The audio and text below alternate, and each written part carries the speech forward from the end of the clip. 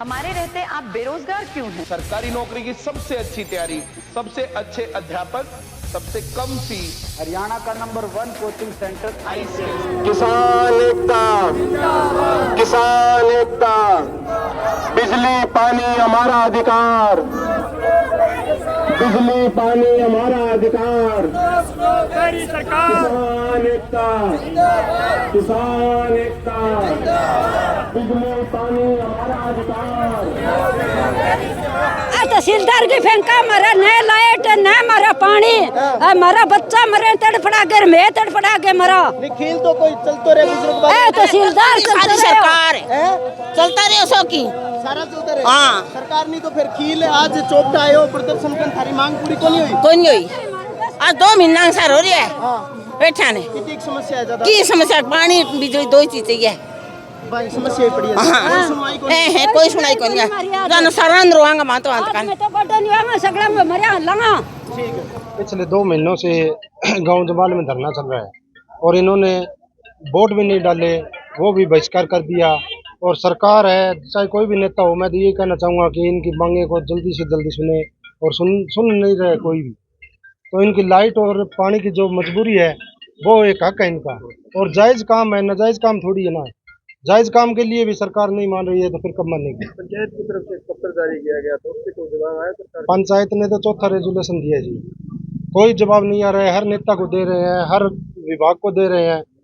हमारे पास तो अभी तक कोई हाँ ना का जवाब नहीं आया। अभी लाइट लगवा देंगे और लगवा देंगे। तो गांव में 2 बिजली घर भी है, 24 घंटे फुल लाइट रहती है, तो उसमें से कनेक्शन ही करना है। 8 घंटा के अंदर है गाँव। ढाणिया इसको 8 घंटा के, ढाणी के अंदीप 8 घंटा के अंदर है, और 8 घंटा में लगभग 3-1 घंटा लाइट रहती है, वो भी 8 घंटा नहीं रहती। तो गांव में इसका कनेक्शन हो जाए 24 घंटे से। गांव ने हरी पंचायत ने जमीन भी दी है गांव में बिजली घर बनाने के लिए, तो सरकार को ये थोड़ा बहुत सोचना चाहिए।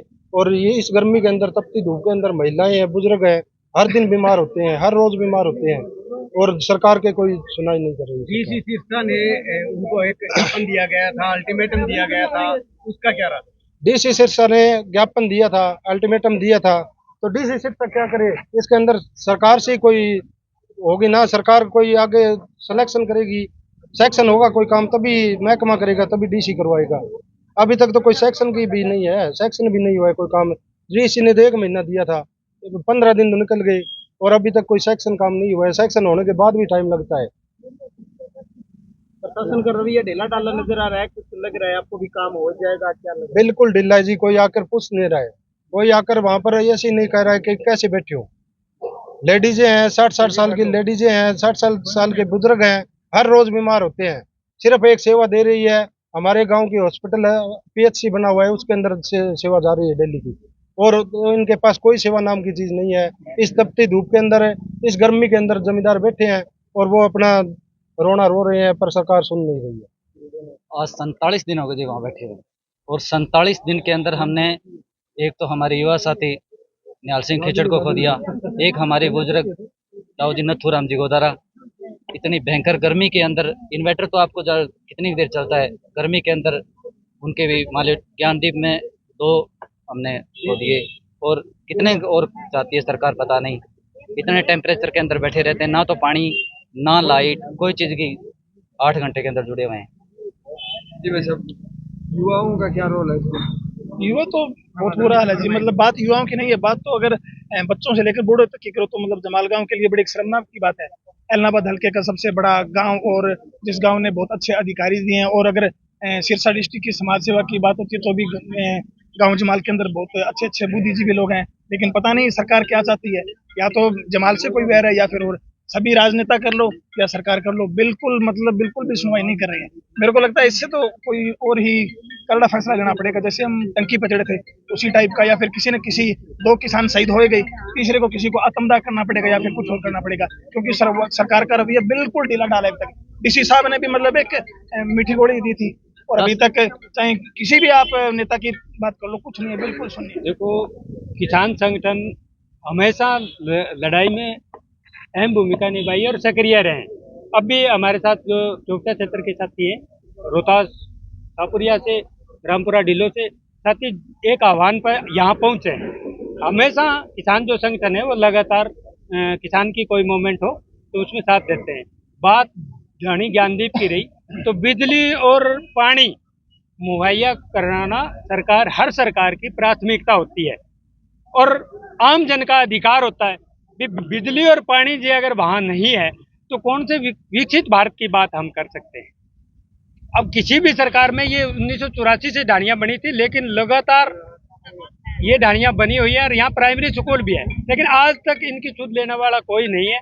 आज ये खुद अपने पैरों पे खड़े होकर के, अपने जागरूक होकर के इन्होंने सरकार से लड़ाई लड़ने का फैसला किया। लेकिन शर्म और दुख की बात तो ये है भी ये 47 दिनों से लगातार वहाँ संघर्ष कर रहे हैं। और पता है, एक किसान साथी जो हमारे बीच में नहीं रहा, एक किसान साथी जो